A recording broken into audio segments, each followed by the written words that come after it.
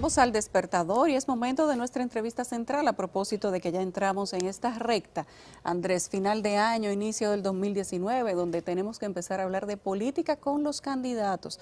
Hoy nos visita José Luis Domínguez Trujillo, mejor conocido como Ramfis, un candidato también a la presidencia que tiene un discurso incendiario, que recientemente dijo que el presidente Danilo Medina es un ladrón, según sus propias palabras, y que ha sido atacado en múltiples ocasiones por todos los temas que ya ustedes conocen. Hoy lo traemos personalmente para que él diga lo que Así. piensa. Bueno, muchísimas gracias, Gracias a José Luis, ustedes por la por venir. invitación.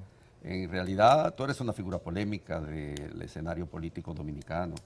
Nos gustaría, digamos, pintar un pequeño panorama respecto de los problemas que podríamos considerar nodales de la sociedad dominicana y entonces hablar en términos de tus propuestas políticas sobre estos problemas. Tal vez podríamos comenzar con lo que serían las propuestas de gobierno sobre la inmigración. Tú has hablado del tema, la inmigración haitiana en el país. ¿Qué medidas tú adoptarías para tratar de controlar, de regular, de normativizar, pese a que existen leyes, este fenómeno social? Correcto. Yo creo que lo más importante, Andrés, ante el tema haitiano, que es un problema muy serio que tenemos aquí en la República Dominicana, porque es una invasión pacífica y no pacífica que ha pesado fuertemente sobre nuestros recursos, el primer paso que hay que tomar es regularizar la entrada y la salida de todos los inmigrantes. Hay que empezar un proceso masivo de repatriación. Yo creo que eso es una necesidad imperiosa para poder empezar a solventar esa crisis que está acabando con el país. Luego de eso, toda aquella persona que quiera entrar en el país lo tendrá que hacer bajo el permiso de un trabajo o una visa de trabajo y asimismo también la disposición que establece que la composición de todas las empresas debe ser 80% dominicana. El 80-20. El 80, 20 y 20%. Existe ya en las leyes. Existe, claro que sí, pero no se está cumpliendo. Incluso cuando Yulisa dice que yo le he dicho al presidente ladrón, no he dicho ladrón, he dicho delincuente porque delincuente es quien no cumple las leyes. Y el presidente Medina fue al CELAC y en una conferencia dictó y dijo que miraban, que se hacían de la vista gorda ante la disposición del 80-20, que es una ley que existe en la República Dominicana para favorecer al nacional haitiano. Pero más allá de eso, luego de solventar esa crisis, nosotros tenemos que proteger a futuras generaciones. Por eso es que yo propongo la construcción de un muro de norte a sur, porque estamos hablando de una situación que viene desde el 1801, a los 6 años de haber firmado el Tratado de Basilea, donde aquí hemos sido blanco de los ataques del país vecino. Y eso lo tenemos que frenar de una vez y por todas. Ramfis, dos preguntas en una. ¿No te parece que te pasaste diciéndole delincuente o ladrón, lo que sea, al presidente de la República? Y segunda, el mismo tema haitiano, las grandes cantidades de partos de mujeres haitianas, a propósito de que propones un muro. Nosotros estamos hablando de que aproximadamente dicen las cifras oficiales 500 parturientas que vienen todos los meses. Nosotros estimamos que es un poquito más. Y eso es una crisis que está pesando sobre los recursos de salud de una forma preponderante, sobre educación, seguridad, o sea, todos los problemas que son neurálgicos para los dominicanos están siendo afectados por esa invasión. En cuanto al tema del presidente Medina, el problema es, Yulisa, que una cosa es lo que uno ve en televisión, otra cosa es viajar el país, adentrarse al seno del pueblo y ver el sufrimiento del pueblo dominicano. ¿Cómo no decir las cosas como son? Ya tenemos que dejar la politiquería barata y empezar a hablar de los problemas que existen en la República Dominicana y cómo vamos a solventar la crisis que existe aquí. Claro que hay que tratar al presidente como se tiene que tratar, porque él ha maltratado al pueblo dominicano y vive maltratando al pueblo dominicano. Entonces cuando me dicen, estás maltratando al presidente, señor, él está maltratando al pueblo dominicano y hay que decirle las cosas como son. Y aquí quien incurre vamos a decir, en incumplimiento, en desacato a la ley, es un delincuente y hay que decirlo así. Bueno, Kiki Antún dijo en días pasados que ciertamente tú habías participado de un proceso de estafa al Estado Dominicano. Yo quisiera darte la oportunidad de que tú le respondas. Me alegro muchísimo que lo haya traído a colación. Según tengo entendido, porque nosotros estábamos en Nueva York en el mismo tiempo, y a mí me dicen que Quique realmente no hizo el planteamiento de mencionarme a mí, sino que fue un periodista que nosotros lo conocemos más como un pesetero allá en Nueva York, que busca haciendo ese tipo de cosas. Quique conoce muy bien, yo me reuní con Quique en su despacho allá en el BNB, le presenté una serie de pruebas e incluso le traje yo aquí la carta de los mismos abogados del BNB, donde me descargan a mí de toda culpabilidad y se lo voy a dejar a ustedes. Del BNB, y dicen que ellos han establecido que el culpable es el Banco de Australia. Estos son los abogados allá en Miami del Banco Nacional del Fomento de la Vivienda y la Producción, donde ellos dicen el culpable es el Banco de Australia. Entonces, nosotros tenemos cajas y cajas y cajas de prueba y nosotros hicimos todo lo posible para que el gobierno, para que el BNB actuara en contra del banco con todas las pruebas. Acudimos al Banco de Reservas, al quien es hoy el director de banca gubernamental, a todas las agencias para tratar de resolver eso. Mira, me hicieron caso omiso. Y fui víctima, para que estemos claros, porque yo perdí más de $1 millón, $1 millón y pico en esa operación, y fui víctima y mis abogados me dijeron, tienes que ir en contra del BNB, y no lo hicimos justamente en aras de tratar de que resolviésemos eso juntos. ¿Y te lo devolvieron? No. Mira, las declaraciones de Quique, las tengo aquí por escrito, fueron que ese caso fue denunciado en el año 2005 y en el 2007 a través de las redes sociales por un economista dominicano. De inmediato se ordenó una investigación que determinó que ciertamente esa estafa ocurrió. Correcto. Esa fue la respuesta de Quique Antonio. Correcto, y es que la estafa sí ocurrió. Pero tú no estabas involucrado. Sí, yo no cobré un centavo de eso porque, como todo el mundo sabe, en asuntos de bienes raíces se cobran cuando se construyen las casas, cuando se entregan las casas, y ese fue el trabajo que nosotros hicimos. Y no cobramos, al contrario, vuelvo y repito, y ojalá, alguien dijo ayer, no, que te van a someter, ojalá. Porque a mí me gustaría de una vez y por todas, porque no tengo cola que me pisen, y han utilizado eso para tratar de asesinarme moralmente en aras de detener nuestra candidatura. De modo que ahí le dejo eso y con muchísimo gusto estamos dispuestos vamos a ponerlo aquí para que te lo puedas... a entregarle cualquier tipo de documentación que ustedes requieran al respecto, con muchísimo gusto. Esto sería para Quique, para que Quique lo vea en la pantalla. Y que se lo anexe a la investigación que seguramente el Ministerio Público va a querer hacer. Sí, sí. Bueno. ¿Qué opinas de la lectura de la Biblia en las escuelas? Tenemos un debate en la sociedad dominicana porque hay una ley aprobada desde hace 18 años, pero apenas ahora se está trabajando con el reglamento en el Congreso que dice que todas las congregaciones religiosas en común con Arzobispado, CODUE, Ministerio de Educación, etcétera, tienen que sentarse en una mesa a discutir cómo se va a llevar el mensaje de valores cristianos a las escuelas. ¿Qué opinas tú de que se lea de manera obligatoria la Biblia en todas las escuelas del país? Bueno, la ley 4400 que existe, como bien lo señalaste, hace 18 años, está clara y dice que se tiene que leer. Yo comparto plenamente ese criterio, aún respetando el derecho de diferentes personas de mantener o de seguir otras religiones, porque eso yo creo que sí hay que respetarlo. Aquí nosotros tenemos la Constitución que establece que todo el mundo tiene el derecho de congregarse y toda esa serie de cosas, libertad de expresión, el artículo 49 y demás. Ahora, hay que entender algo básico. Nosotros fuimos fundados bajo los principios de Dios, patria y libertad. Y hay que enarbolar ese principio básico. Nosotros somos el único país del mundo que tiene en su emblema una Biblia. Y le voy a decir una cosa, yo tengo la dicha de haber estudiado en una excelente escuela allá en los Estados Unidos, una escuela cristiana, pero donde asistían estudiantes judíos y de otras religiones también, donde nosotros teníamos que tomar clases de teología. Nadie tenía problema con eso, porque la Biblia se puede leer como un libro histórico, a la vez que se puede leer como un libro religioso, dependiendo de la vertiente con la que uno mire esa Biblia.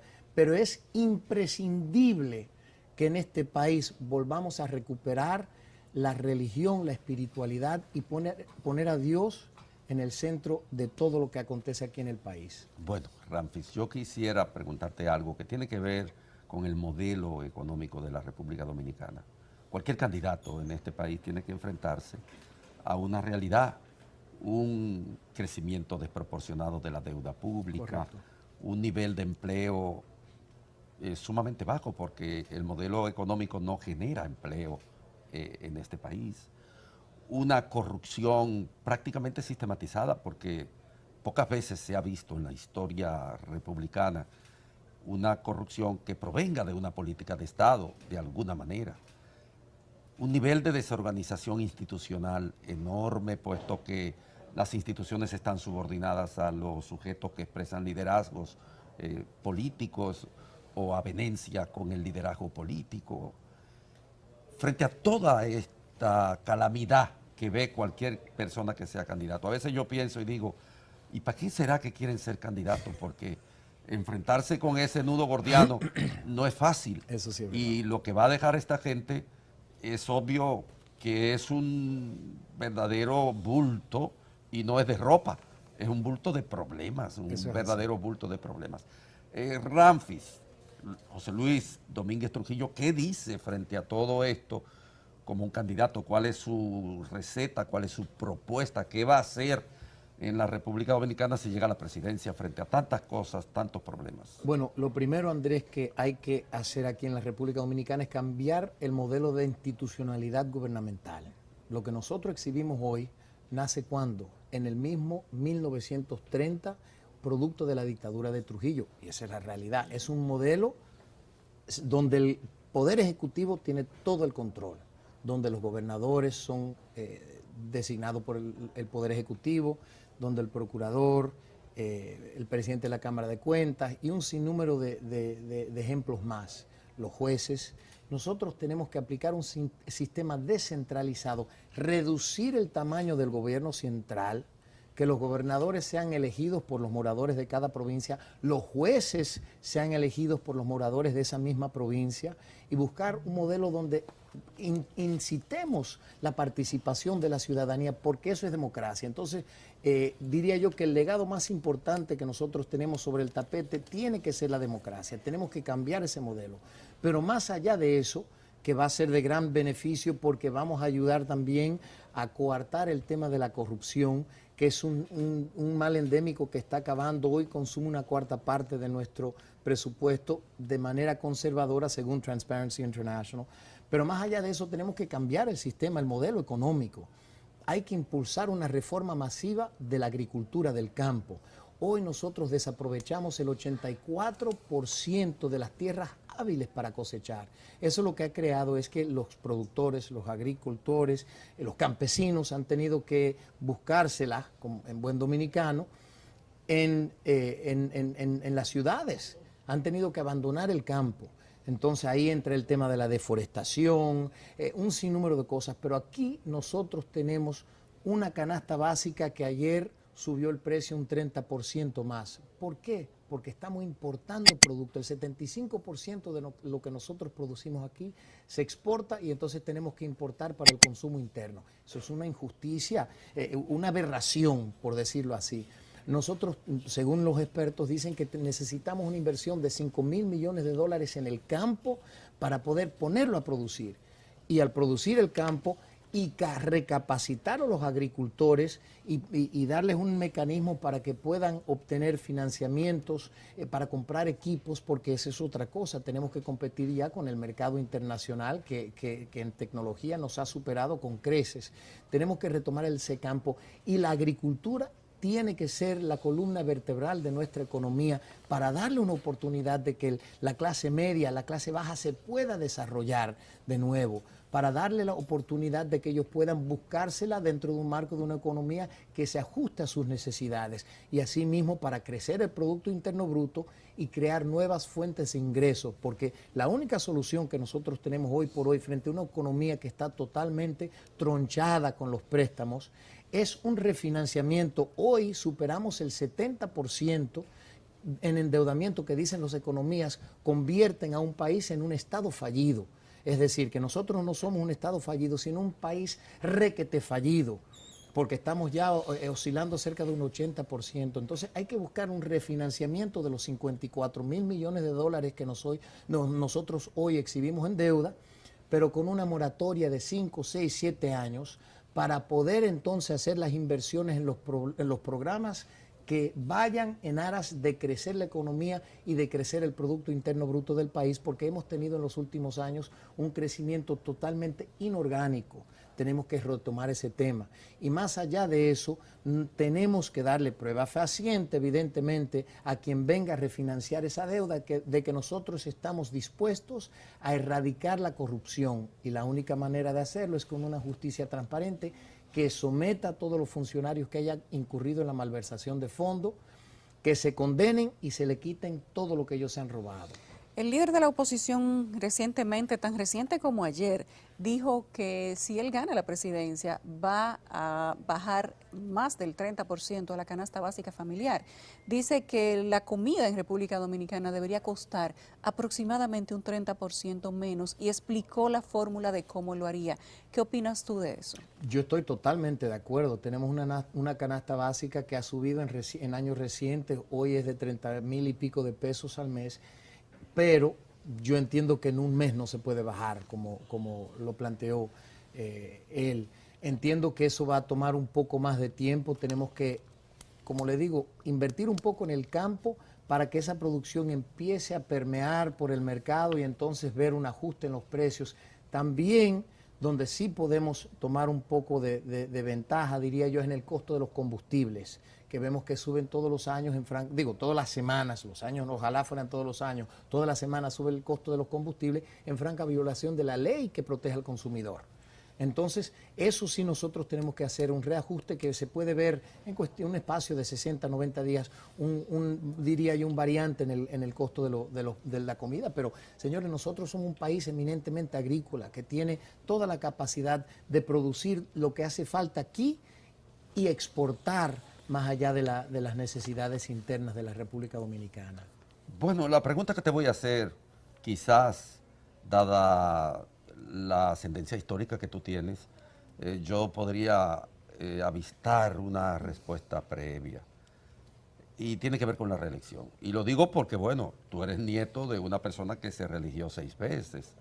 En este país, Buenaventura Báez se religió 5 veces. Sí, sí. Santana se religió 6 veces. Lili se religió 6 veces. Balaguer se religió 5 veces. Leonel Fernández se religió 3 veces. Si tú analizas toda la tradición autoritaria de este país, incluyendo la tradición autoritaria posmoderna, que no tiene que ver con la persecución propiamente dicho, con el cancelamiento, con la lucha de las ideas a partir de las ideologías, sino que tiene que ver con el manejo del Estado y con toda la estructura presupuestaria de una nación. En este momento hay en este país, de nuevo, una vulneración del acta constitucional, que los diputados la echan al zafacón continuamente. Ayer estuvimos aquí con Elpidio Báez, un diputado de la Nación, que abiertamente dice que se puede violar la Constitución porque las constituciones están hechas para eso, de acuerdo con los preceptos que ella misma establece. Tú estás con la reelección, puesto que alguna gente dice que tu única ascendencia política en el país es que tú eres nieto de Trujillo. ¿Tú estás con la reelección, sí o no? Mire, yo entiendo que el mejor modelo es el modelo norteamericano, que es 2 periodos y nunca jamás. Y si en un periodo no lo hace bien y no lo reeligen, nunca jamás. Y ese tiene que ser el modelo que nosotros tenemos que aplicar aquí. Aquí tenemos un problema básico con la Constitución. Y es que, como usted bien lo señala, se cambia, se usa, como bien se ha dicho, como un pedacito de papel.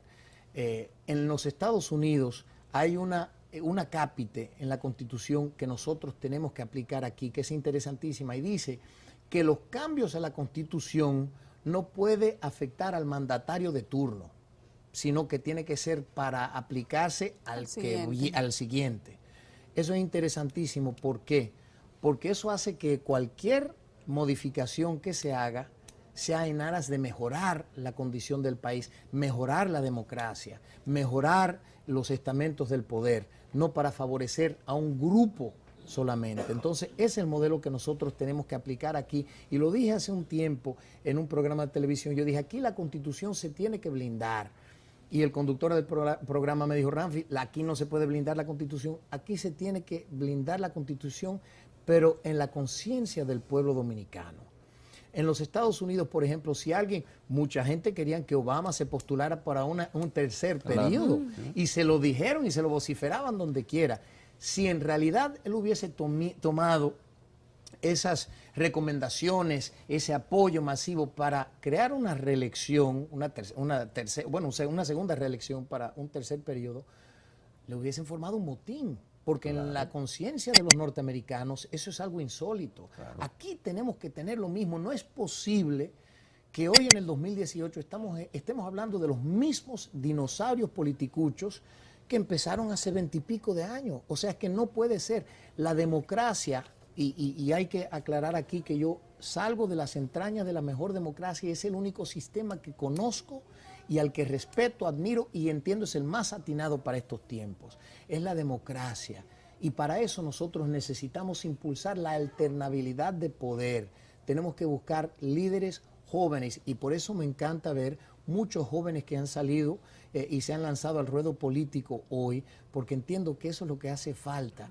Pero personas que estén desligados, que es lo que quiere justamente el pueblo dominicano, alguien que esté desligado a la politiquería barata de hoy. Pero nosotros tenemos que imponer 2 periodos y nunca jamás. Retirarse, empezar a viajar el mundo, a dar discursos, hacer lo que sea, apoyar la democracia, pero ya salirse del campo político. Y creo que muchos líderes tenían la oportunidad de impulsar a jóvenes y crear una nueva generación de políticos, y en eso le han fallado al país. Bueno, Andrés, se nos hizo corto el tiempo. Muy corto, pero en otra oportunidad estaremos conversando por aquí. Gracias. Sí. Gracias por la oportunidad, un inmenso placer. Y gracias bendiciones. A nuestro invitado del día de hoy, que ha sido José Luis Ramfis Domínguez Trujillo. Oye, yo sí quiero aclarar eso. A mí nadie me dice Luis José. Eso fue un trato que hicieron mi mamá y mi papá, porque yo era el primer hijo de mi papá, pero mi tío acababa de morir. Entonces mi papá dijo, pero yo quiero que lleven mi nombre. Dice mi mamá, bueno, en el acta de nacimiento, pero le van a decir Ramfis. Entonces yo no respondo a Luis José. A mí me llaman Ramfis de chiquito, es más, la familia me dice Ranfito. Oigan eso. Okay. Bueno, pues Luis José Ramfis Domínguez Trujillo ha estado con nosotros el día de hoy, un candidato a la presidencia, y ya vamos por 28, según 28 publican los medios el día de hoy. Sobre todo el PLD tiene 8, es solo, ya. Sin contar a quien sí es un candidato de verdad, que es el presidente Danilo Medina.